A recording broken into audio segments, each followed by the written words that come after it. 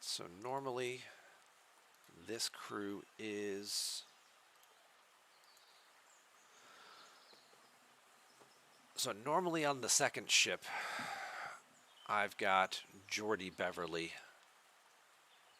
We're going to have to forego that extra loot because I think I need to do Picard Beverly is what everyone's saying. Picard Beverly Eurydice is what people seem to use on the Defiant.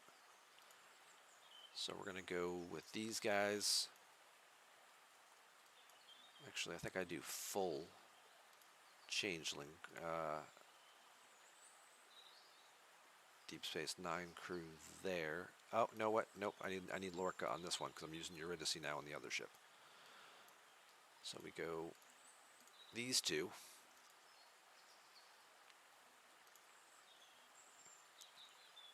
And then this ship, we are switching to the Defiant. And we're using Picard plus Beverly for the extra mitigation, and Picard gives the bonus to Eurydice, who's probably on an away team assignment.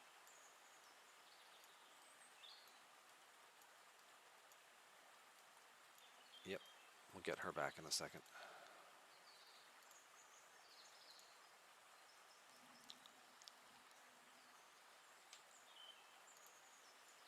Yeah, I still did both dual grinding for a while, working on both factions. Because again, you don't have to get to 1 billion to get to, you know, the G4 rares. You only need the 440 million mark. So, all right. So for those of you unfamiliar with this crew, you obviously Picard, just like Pike, is boosting officer abilities. Beverly is giving you extra shield deflection and stuff. Picard, his ability is giving you extra crit damage. But it's this synergy boosting this third ability from Eurydice. When the shields are depleted, Eurydice has a 65% chance to heal the shield health by 5%. This isn't a once per round like Beverly's is. At the start of each round, she restores the shield health. Eurydice's triggers each time, each weapon, whenever a weapon finishes firing at you, if your shields are depleted, she then restores 5% shield health to them. So weapons that only have one shot, it fires, it knocks your shields down. Her ability would kick in, or try to kick in at 65%, restore your shields. The next weapon fires. If it hits you again, it takes your shields down, but it goes back up. If the weapon shoots twice, it won't happen in between. It'll happen after it fires both times. So if it hits you simultaneously with both shots, you'd have no shields for the second shot and take all the damage. The Defiant doesn't have a very big health, so it's probably getting destroyed by that second shot. This is only a 65% chance to succeed, but because of Picard's bonus kicking that over, I think mine is tier 4, so she's at a 65%. I think at tier 3 it's pretty much guaranteed that Picard will give her the extra thing to make it a 100% guarantee to trigger. So this will keep the Defiant, should have shields throughout the whole fight. You know, the hull's still not great, but it should still hopefully let it absorb damage to stick around in the fight longer and kind of be a bit of a meat shield for the other two ships. So we're going to head out here, and we'll see just how much damage this little thing can absorb.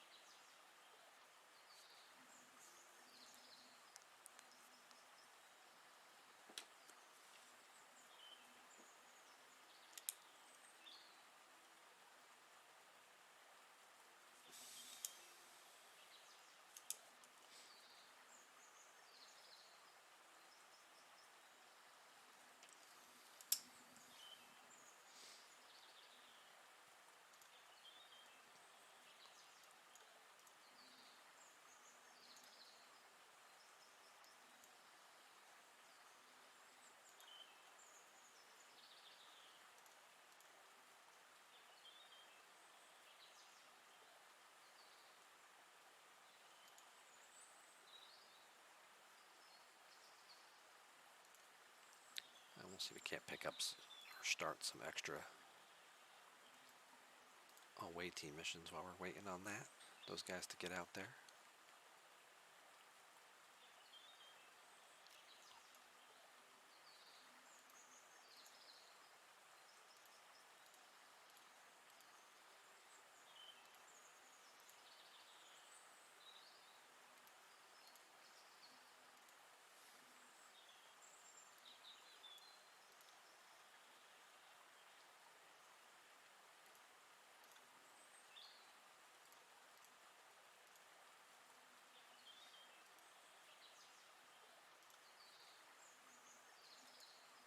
And we'll give her a little bump as well.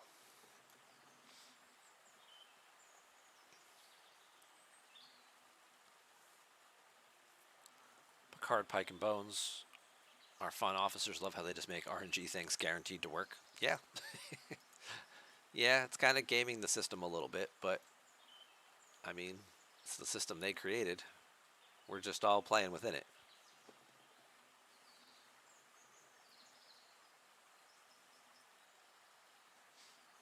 All right, so we got 2 interceptors and an explorer.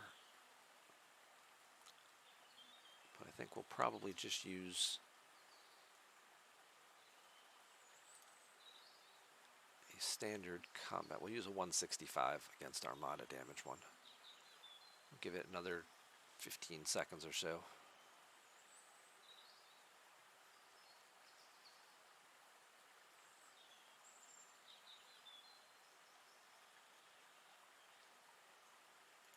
And activate that one.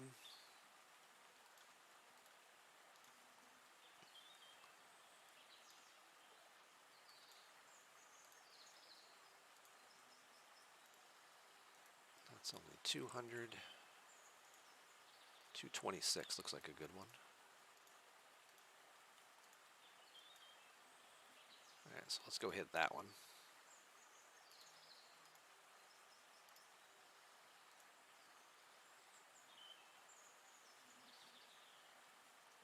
Does this game has bugs like MSF, Marvel Strike Force? I have not played Marvel Strike Force, but I do know 1 or 2 other content creators who have played it, and they say that this game does have bugs. We'll just say yes to that. There are definitely some bugs and glitches in it. There's also some pay features in this game, like that one. But they have commented that both of them are better than Marvel Strike Force. They're not, they still exist. But they are better than they are in that game, if that helps answer your question. All right, so we're going to put the Defiant buff on the Pylum. And we're going to see, I'm sure I'm going to take more damage here. Yeah, everything, there's plenty of stuff in the store that, lots of stuff for $100. 40, 50 bucks, 100, 100, 100, 100, 50, 50, hundreds, 50. Occasionally you see something for 20. The monthly battle pass, which is our monthly storyline arc, is only 20 bucks for the regular version. There's a $100 souped up version. Okay, let's see what. So the Defiant died, as expected.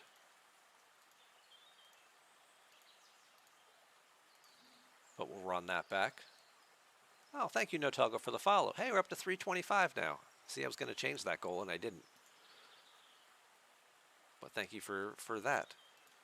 All right, so let's see what happened here. First, let's look at our loot. So by doing it this way, I sacrificed not having Geordie in this spot. Still got about the same, a little bit less, I think, in terms of this loot, but I got a lot more of these.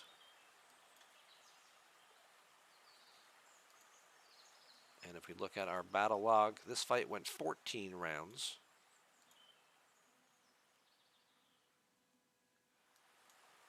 Let's see if we can catch what the Defiant is doing. It's taken a beating, that's for sure. So this shot here knocked the shields down. And you can see Eurydice put the shields back up. So by the time it got shot again, and this would take the shields down to 0, and then Eurydice triggered and put the shields back up.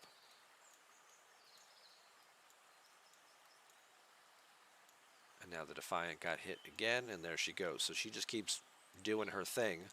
As long as the ship doesn't get shot twice in a row, it's going to stick around for a while. And it is just sort of a meat shield. But because of its low hull health, even though the shields are absorbing a big chunk of damage, you know, this starts to add up after a while. But this ship, without this crew, probably would have been destroyed in like round 4 or 5.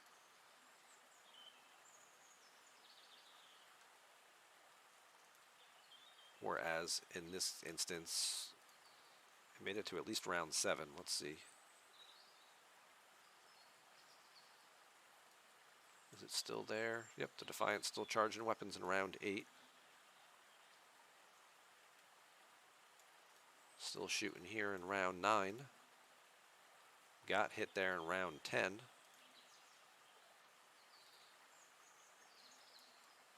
That's round 11. So it pretty much made it through the whole, most of the fight. There it is again in round 12.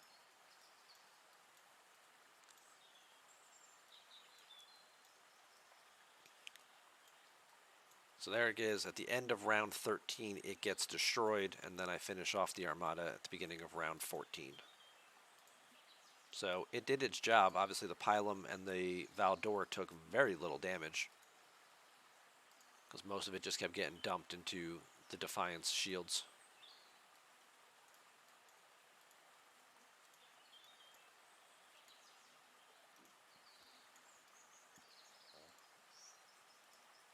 Let's do another one. This time we will not buff.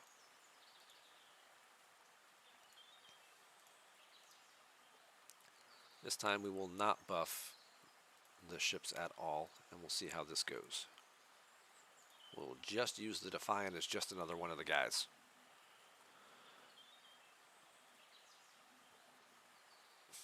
Is there any reason to delay opening the 7-day loyalty chest after Ops 23? So Ops 23, obviously you get your Devore, and now you're thinking like, do I want to hold back and not open those 7-day chests for a bit?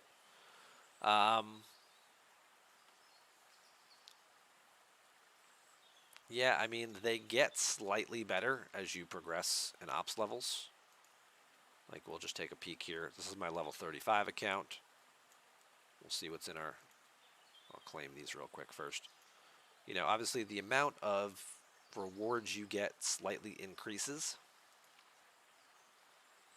The answer to the question I think is going to be no, but, you know, you're still getting the Keenzer, you're still getting little bits of Latinum, and the amount of resources you get increases a little bit in the speed ups and things, but probably not.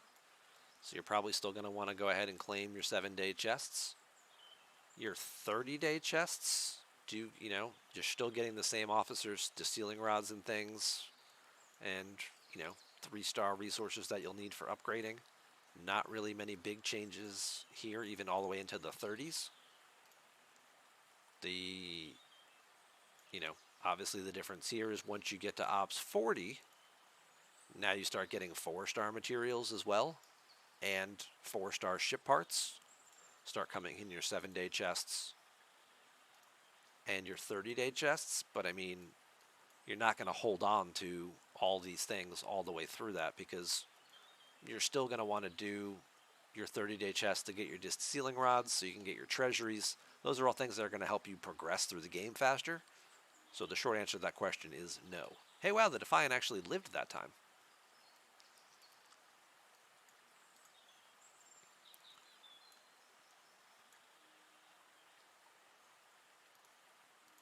So I didn't buff it. It spread the love around a little bit between the other ships in terms of damage. The Defiant has almost no life, and I'm going to run another one again. Why not? This time I will buff, because I'm probably basically 2-manning this. So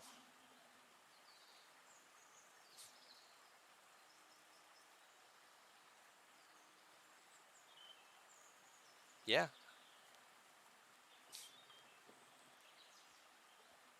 I have to say, I mean, even this is right out of the box, right? This is day one. This is the Defiant Tier 1 Level 5, given out much higher in terms of edicts. I mean, obviously the Pylum and the Valador are kind of doing the bulk of the damage, but even still, the thing's still, I mean, obviously the Pylum's still hitting 600k, the Valador's hitting 350, but even the Defiant's not putting out like 50,000 or 100,000. It's still hitting for 100 plus, 200 plus damage in these solo armadas. That's probably from the Bajoran favor.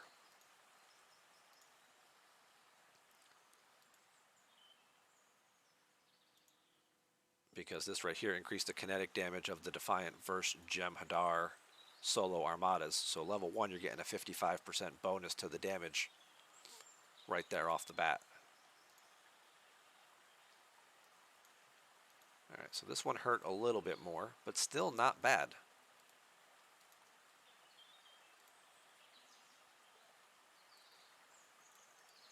And like we saw, the Defiant had almost no health left. We're going to run that back out here for this third one. Still went 14 rounds.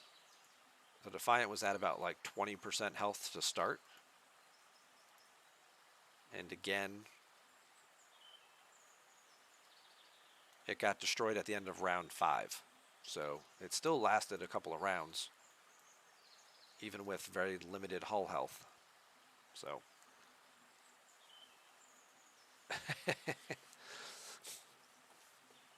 yeah, I know, right? All the players in 35 to 39 range are like, God damn it, I want this ship now. And they're feeling a little certain kind of way about the limitations in terms of acquiring the blueprints and stuff for it. Um, also the crew is also making a difference here as well too. So this particular crew on this particular ship is letting it stick around long enough to do its thing.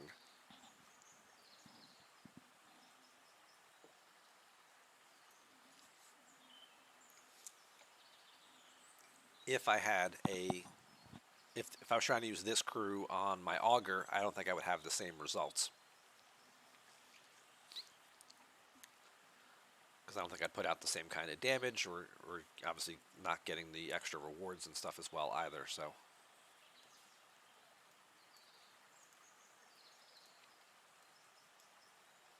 this one right here in front looks good. We'll just move down here and take that.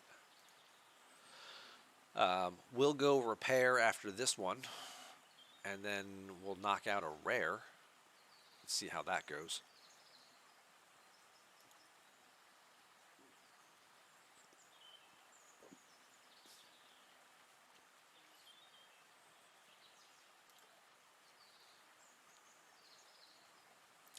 Unfortunately, for those of you under Ops 40, your uncommon Armada chest does not have the rare directives in it, so they've really hamstrung players in the 30s with the acquisition process for the Defiant in an effort to sort of encourage people to get to level 40 faster, not camp at 39 as long or 35 as long, and kind of continue to make their way progressing through the game, because they want to get the average player into the 40s so then they can move the level cap from 60 to 70 would be my guess. They can't do G6 materials if they're still the bulk of the player base in the 30s, because the people who are in the high 50s or capped at 60, if they move up, now they won't have as many people to interact with. And when the whales get bored, they stop playing and they stop spending. So they need to still be able to engage in PvP and hit bases and things like that with the bulk of the player range. And if they move from 60 to 70 and the average player is still sitting at 35, now they won't be able to. So this is one of the little subtle nods I feel like with the Defiant and with the solo Armada situation, where they're trying to get people to move up a little faster than maybe they'd want to or have previously.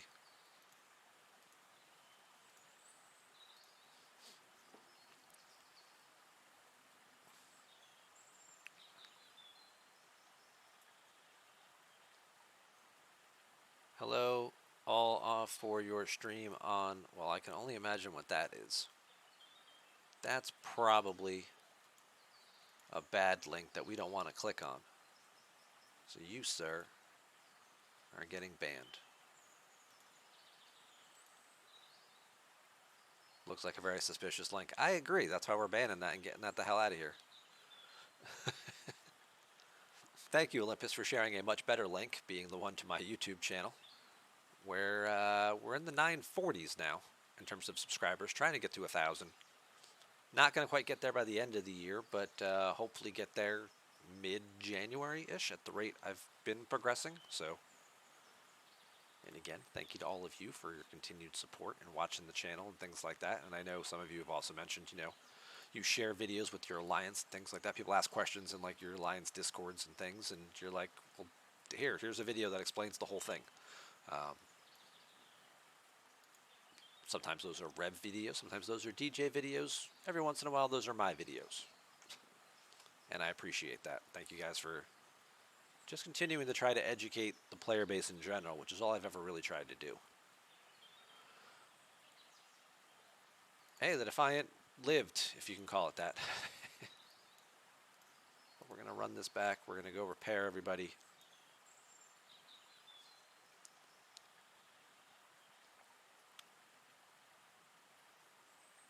And then we're going to come back and we're going to try a rare.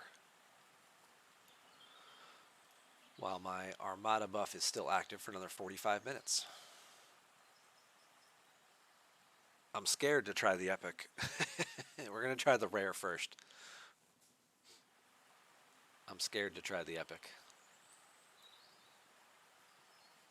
I don't know why I'm scared. The ship seems to have been doing its thing and holding up pretty well.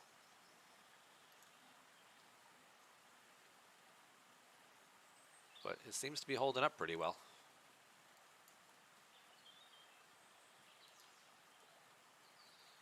And we're getting these large amounts of these edicts. These are just off the uncommons. Like normally they should be paying out like 40.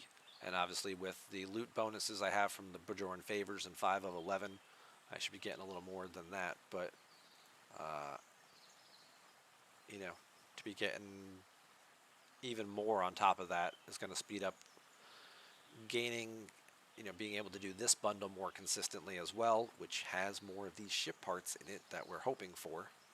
This one's a little more stingy though. This is a random one of these things, kind of one or two of these things kind of pull, plus the officers, plus the directives. This is guaranteed. And then it's like one directive, one officer, and one ship component out of all these different options. And they don't give you the percentages on this particular bundle. So, but tearing up Cisco might actually help too, because that's going to change his critical hit bonus. And we are not far from that. So if we do the rare here,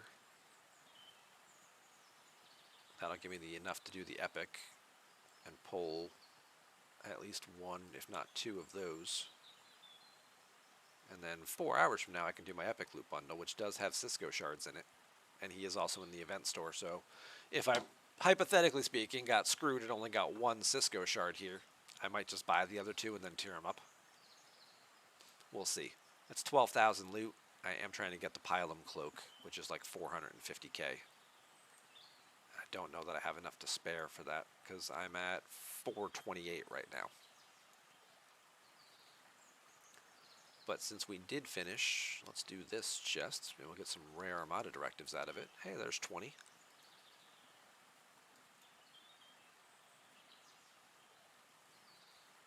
So overall, have been fairly impressed with the Defiant's use in solo Armadas. Didn't notice much of a difference, again, because I only have the very basic research done. Like if we look at, so the first one I buffed the Pylum. We're doing 560, 560. There's a big 2 million crit. 580. Bunch of extra shots here in round 1.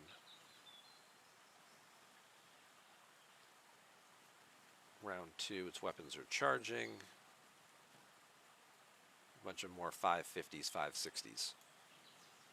If we go look at the second fight where I did not buff. Yeah, I mean, it's still hitting for about the same.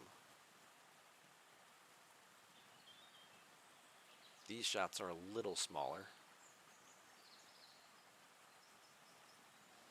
A little bit smaller. But not like it's not like a drastic increase. So, I mean, obviously I'm sure as the research improves over time, you'll notice more of a change. But in terms of like day one, those first one or two things of research are not making a whole heap of impact there.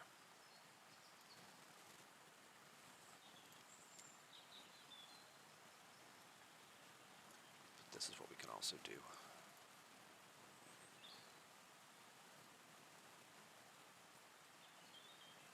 So in order to go from Ops 46 to 47, you have to upgrade all your defensive platforms and guns.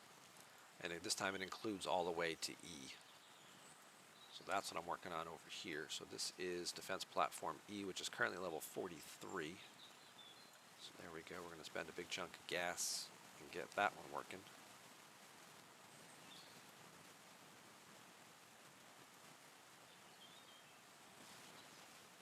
And this is a thing where, much like the other ones, in order to upgrade this one, you have to have all the other ones. So all your dry docks are going to have to go to 46, all 5 of them now. And all 5 defense platforms will have to go to 46. So this is where the economy also starts getting more expensive, and those things they make you do to catch up also tend to hurt more and slow things down.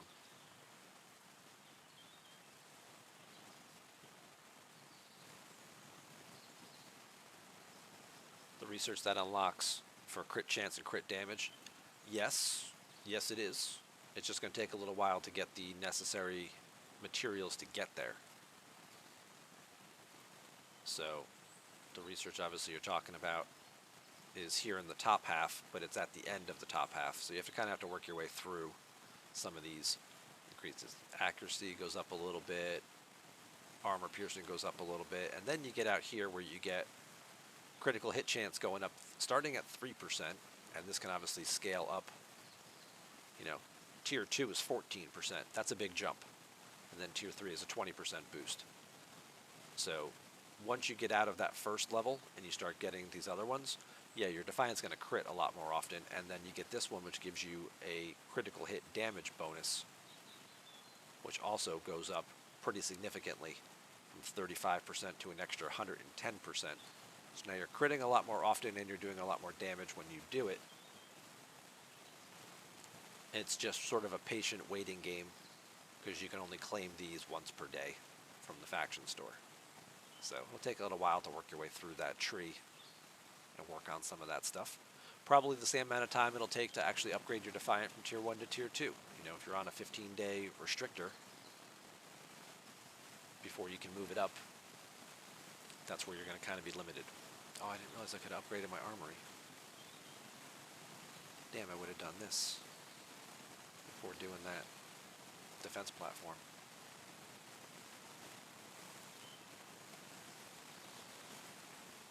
Now we got to spend some latinum and do this one.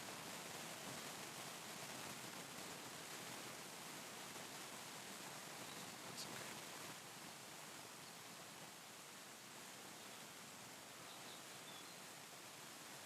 You guys are getting static again? Did I kick the wire? Anybody else hearing static other than a Caravis? Yeah, it came back.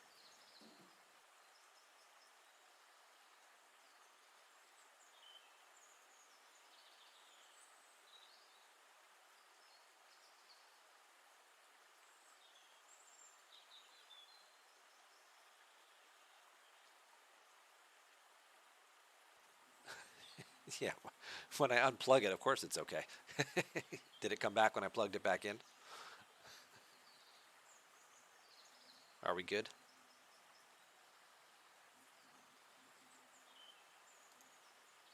It's good now? Okay. Such a sensitive little thing. Alright, you need to get back out there.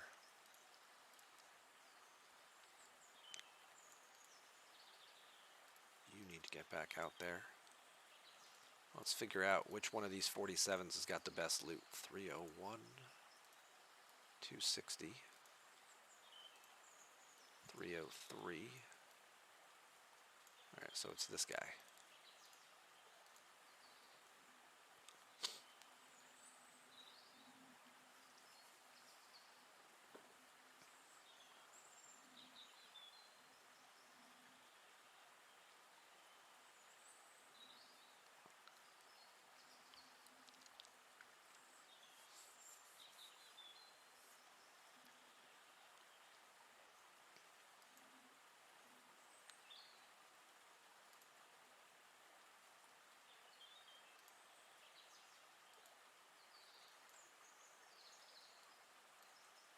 Yeah.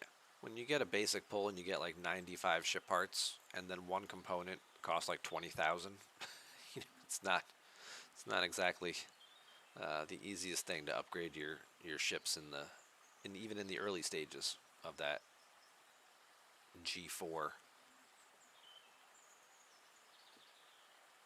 rare economy. So that's kind of why I said what I did earlier on about the the path and which ships to try and upgrade and things like that. And again, depending on how quickly you plan on moving up and investing, you know, if you're really in no rush and you plan on just like I'm just gonna whatever it comes in the battle pass, eventually I'll just start upgrading ships and things like that or buildings. I'm just gonna hang out at 42 for a while or 43, so then you start getting rare parts more readily. Maybe 43 is where you get epics. I don't know. I forget offhand. Um, but if that's sort of the progression path that you're on, then get whatever ship you want and have fun playing with it. But if you are one of the people who really do want one of those 46 rares, or more specifically really want a pylum,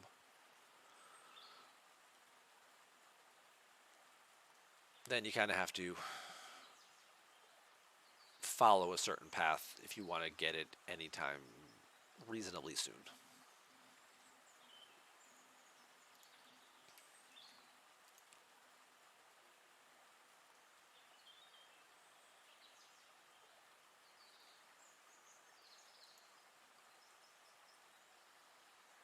You want to pylum, but you'll try to make do with the Defiant.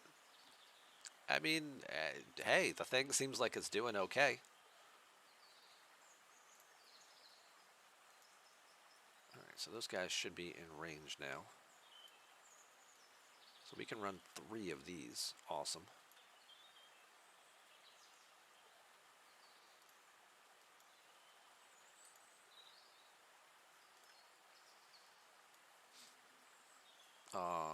Who's coming in here to do these? Baron von Kringle. Oh, well, you can still do one of the other 2.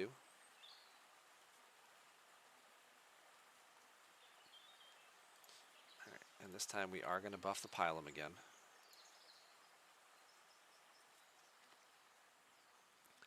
We're going to go safety first on the first one. Give all the extra little boosts I can get, even if it is just a little bit of a damage buff and a little bit of a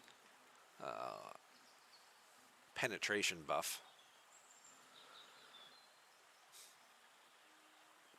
Slightly lowering that mitigation.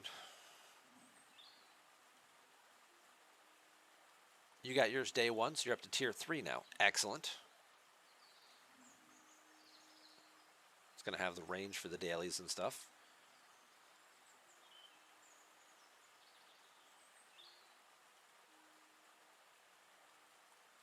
Yeah, I mean, the ship obviously has great potential, and it has, especially for the players, like, it would have great potential for the players in their 30s just to kind of be a better transitional ship than the Jellyfish, because of how more readily accessible it's going to be to acquire the blueprints for it and things like that. But then they ops lock the upgrades. So that's kind of the big setback on it. Okay, so the Defiant died, but it did its job, and it soaked up a lot of the damage for the other ships.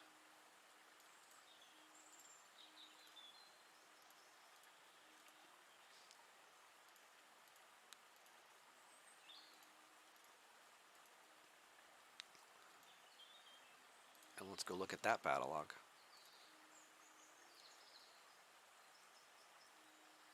So again, big chunk of rares, big chunk of these things now, 800 of the edicts.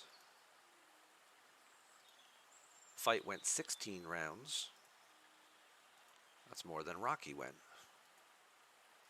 There's the Defiant still getting shot. All the way in round 7, round 8.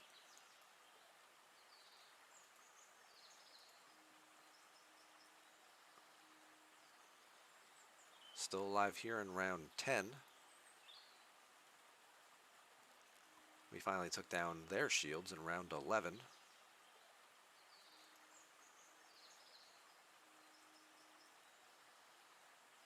Defiant still punching away.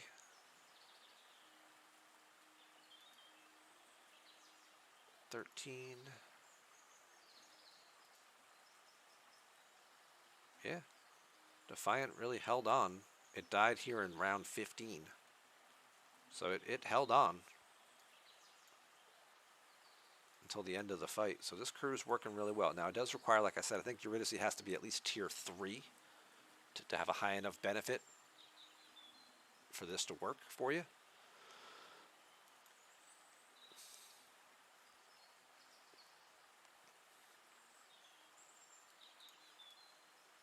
Oh, he's starting the uncommons. Okay. So the rares normally give out 145. And then between 5 of 11's bonus, the factor, Bajoran favor bonus, and then the Defiant bonus, I got 824. So that's a pretty big increase between those loot bonuses.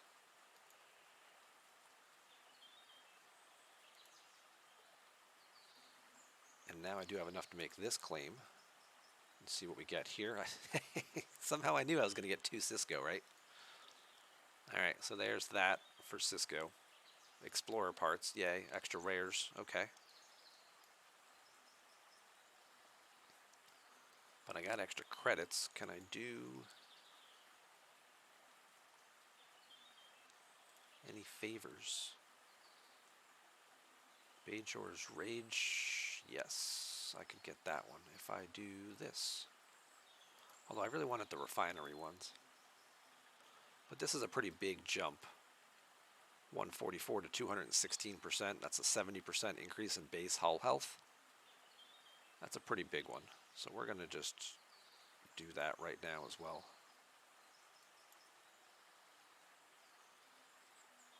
And take that big boost.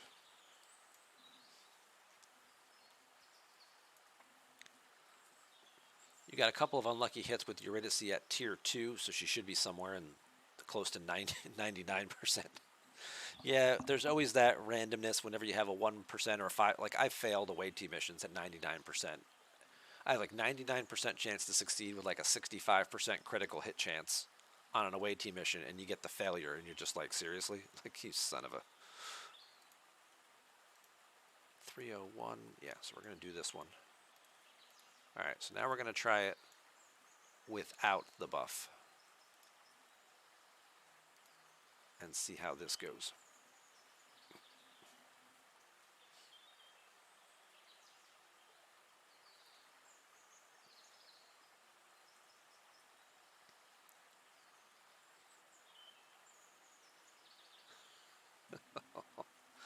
Ah, she is the cutest.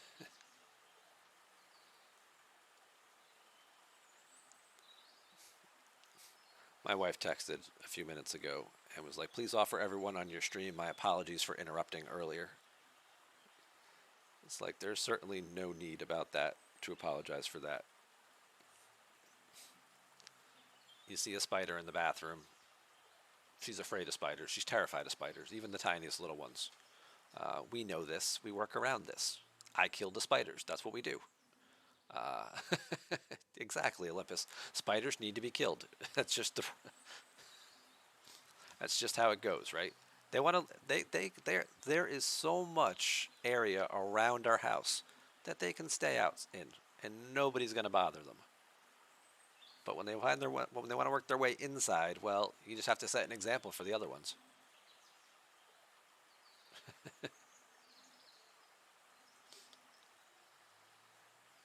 Olympus, you're sending me a screenshot on Discord. Okay.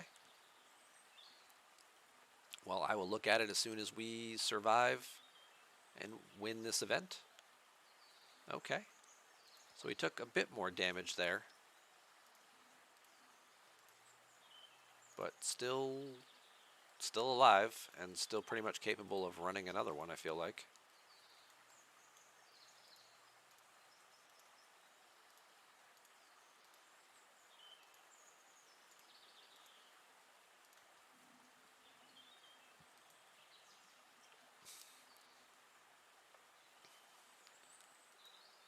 I feel like we're in real good shape here. So let's just say the Defiant is impressing me more than I thought it would in this particular mechanic. Now, some people will criticize it as being a one-trick pony, where it's really, its main trick is doing the solo Armadas, for sure. But, you know, what else can it do? Well, obviously it's good for regular Armadas for buffing and things like that, too. That's 269 there. What do we got here? 261. Okay, so let's go do this one.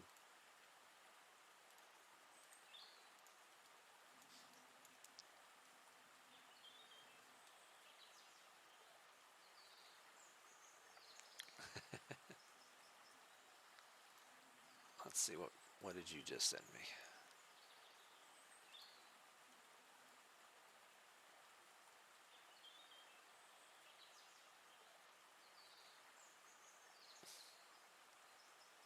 Oh, that's somebody doing a starbase that you sent me? Where their jellyfish got hit for 1 billion? Yeah. But it all went to the shields because of Tilly.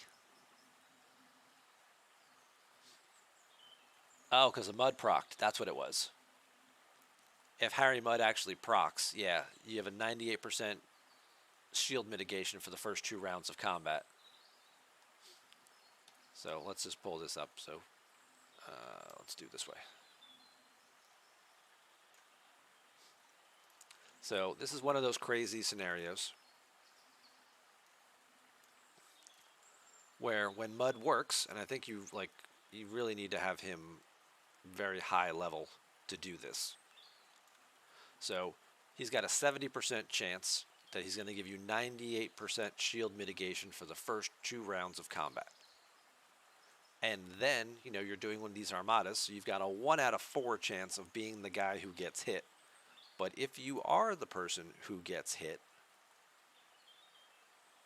you do your base mitigation here, and then all of the rest of it basically gets dumped into the shields. Now, he still should have taken 2% damage, so there's this. I'm surprised this is 0.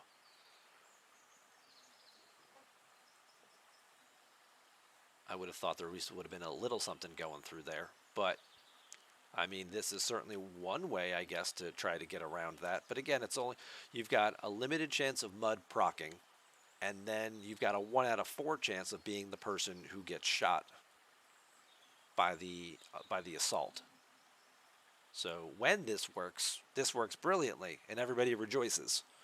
The Venn diagram of times of Mud proccing and this person being the person shot, you know, probably also a little bit more narrow than we'd like it to be.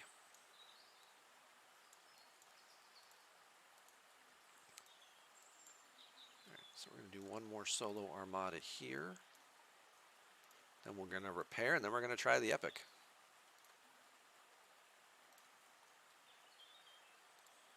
But because I am banged up here, let's spend that and we'll make sure we get the loot.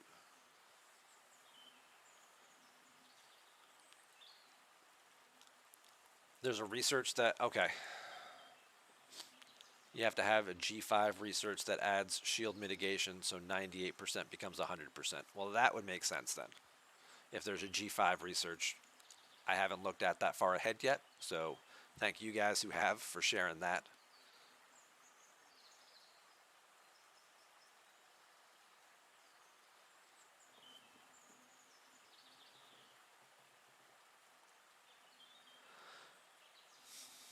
Yeah, it was something that they just changed in the last couple of days. It may still be like, maybe it's not, maybe it's a 50%, instead of being an automatic 100% chance guarantee it's going to shoot the weakest ship, and people were gaming around that. Maybe it's only 50% now, or 60%.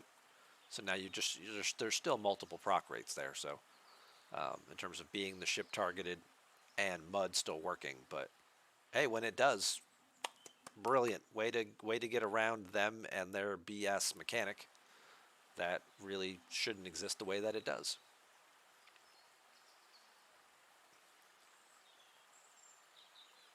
Awesome. Here, you just go attack something and die. You run back because you're really, well, they're both really expensive to repair, but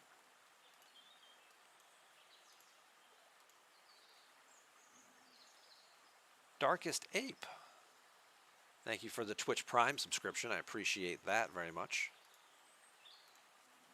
Welcome on in. You're glad they changed it? Do you think there's, yeah, obviously giving people more of an opportunity to live is great. Thank you. I appreciate that. Thank you for watching the videos on YouTube. And now you found your way over here. All right, so we're going to do a couple things before we take on this epic. First things we're going to do is we're going to repair. Second thing we're going to do, I got 2 of the Cisco shards I needed, right? Let's just do this. And let's just buy that last one. I know, set me back 6K, but I feel like it's worth it. Oh, you know what? He's not in here. Okay. We're going to do this, and we're going to get enough of these. Hey, interceptor parts. Yay! Now I only need 14,000 more to go.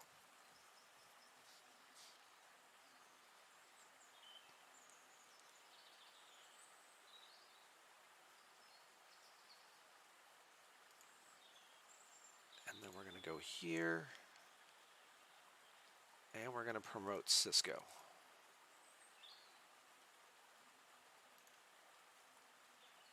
So his Armada percent increase goes from 3% to 4%. We'll take it. And then obviously I can give him some more stats as well. This is actually a pretty big increase in his stats. It's actually a very large increase in his stats.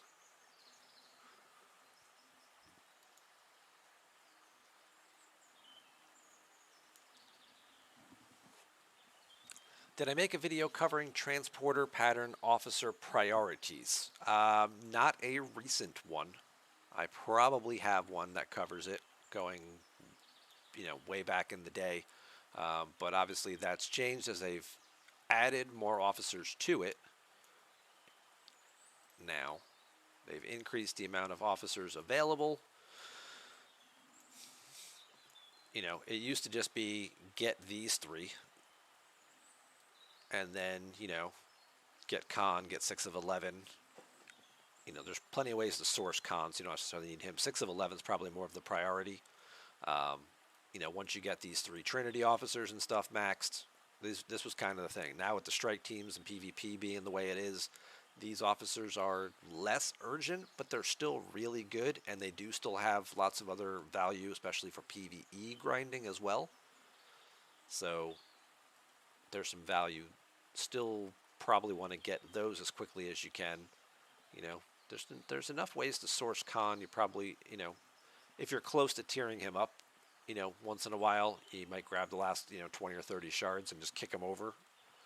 But in terms of I'm just going to keep grinding until I get him maxed, I don't think you need to do that because there's enough with the Swarm Sunday, plus unless you really hate data mining.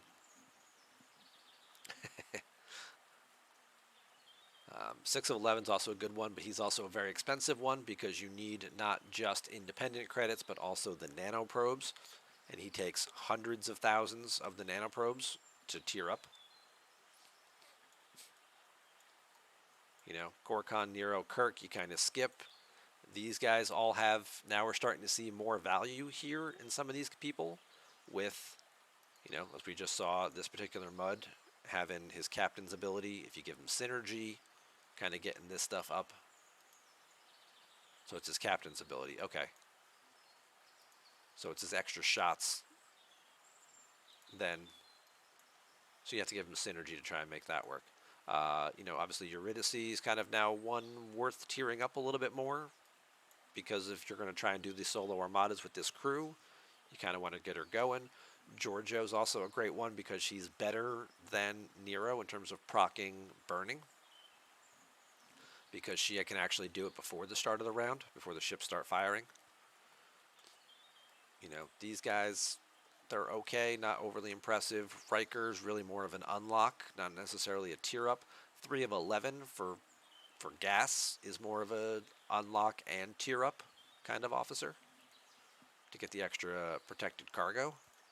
But again, depending on how you mine and how your server operates, that could also be a thing too. Like if, on my server, mining in deep space, it's very specific restrictions in terms of when you can hit mining ships out there. If your server doesn't have things like that, and it's just more of a, if you're OPC, I can shoot you regardless of what system or sector you're in, then having more protected cargo becomes more of an importance for you and your gameplay. Steele is always a skip. Mitchell and Carroll are a skip.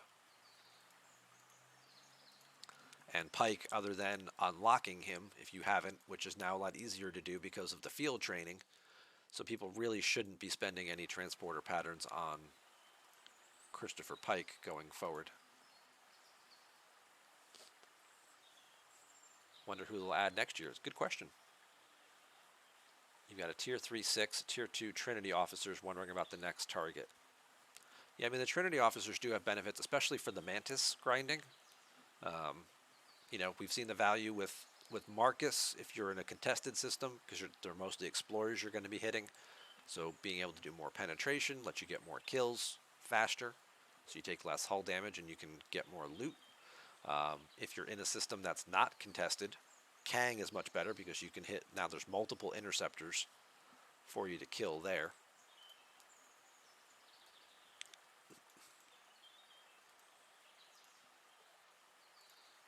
Alright, we're going to send you boys back out, and we're going for big air. We're going for the epic.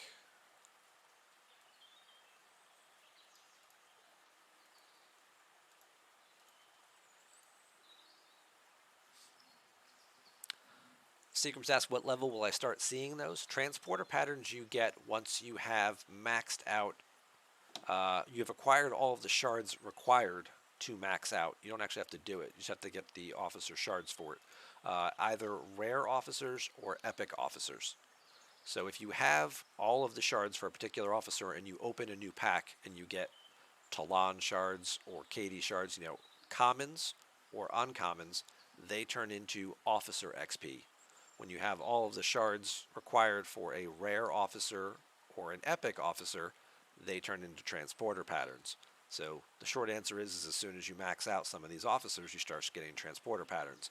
Typically, it's going to be the ones in your faction recruits first. You're going to max out, Chang and Az and Uhura and Vemet and Kurla and some of these guys first, because they're in your daily faction grinding and you're getting these recruit packs. And there's a very limited pool of officers in there. So when you're getting all those rares and things, you're going to max out Bones and Spock and those guys first.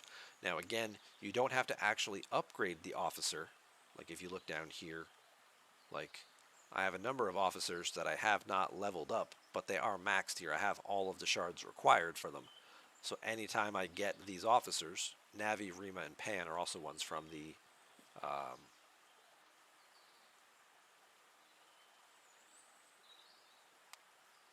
Khan group. I'm trying to think what the name of that actually was. From that pack as well, these guys you'll get shards for on a consistent basis, and these guys will max out quicker. But you don't actually have to level them up all the way and spend the resources. You just have to get all of the shards necessary, and then they'll start converting into transporter patterns. Augment, that's what it is. Augment store. So like if I were to pull this chest now because I have all these guys maxed, I'm just going to get transporter patterns for each of them.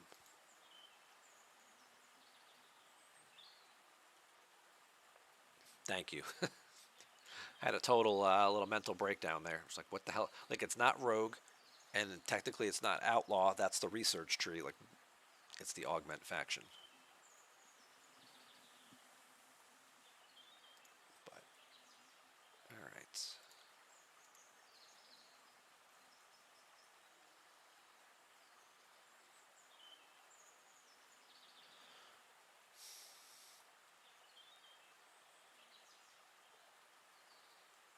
let's just see.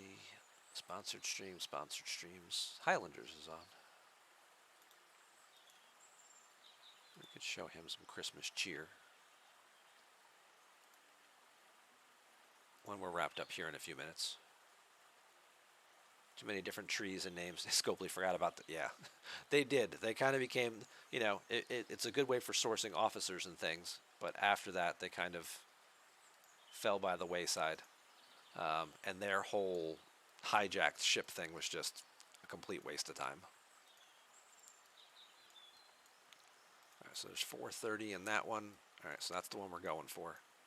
Let's see what we got. We still have time on the Armada buff.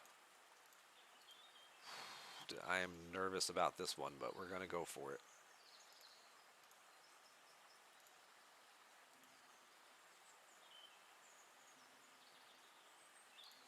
And yes, we are going to Defiant buff that ship. So the Defiant base buff lasts for 2 minutes. So if you... And the cooldown on it is also for 2 minutes. So there's no real way to double that up until you actually get some of the research done, I guess, or level up the ship more.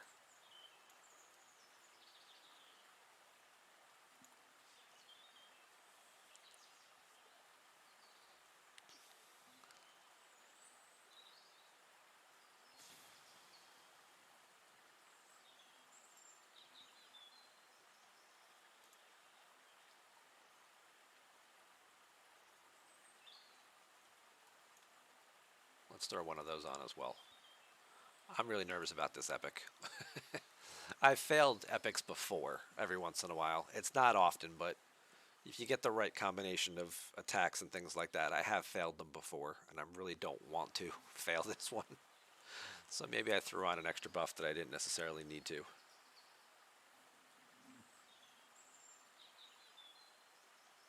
Yeah, no, all 3 ships are there. Yeah, no, we're just going to 2-man it. Screw it. Let's just go for it. I think that got it. Ooh, that did it.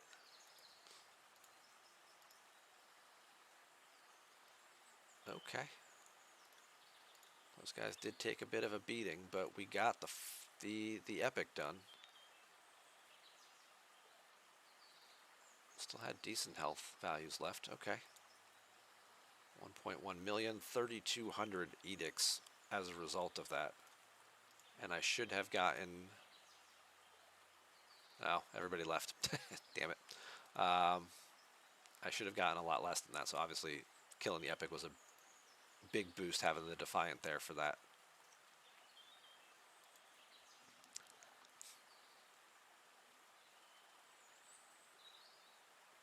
Hey, what's up, Nuts? Happy holidays. Welcome on in. We're getting close to the end of our stream here, but glad you guys were able to stop by. Hey, GP. Happy holidays. We are just wrapping up here in a few minutes. Just killing up some... We're doing some solo Armadas, testing out our Tier 1 Defiant that we unlocked this morning. This fight went 18 rounds. How long did the Defiant live?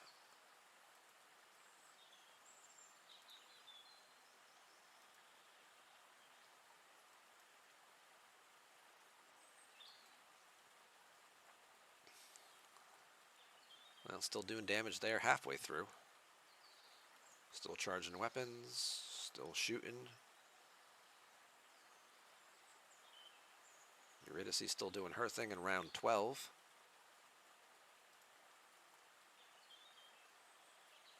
Valdor's shields went down. I don't see the Defiant anymore. So it must have died somewhere here in the end of round. There we go. Start of round 13. So round 13 is where the Defiant finally died. That's pretty good. It absorbed a lot of extra hits that should have gone to these other ships. I think we have to give the Defiant overall a pretty decent grade for what its value is right out of the box. Now again, I'm Ops 46, so I have a lot of other interceptor-based research and things, and quality officers and things to put on it, but even still, it did a pretty dang good job.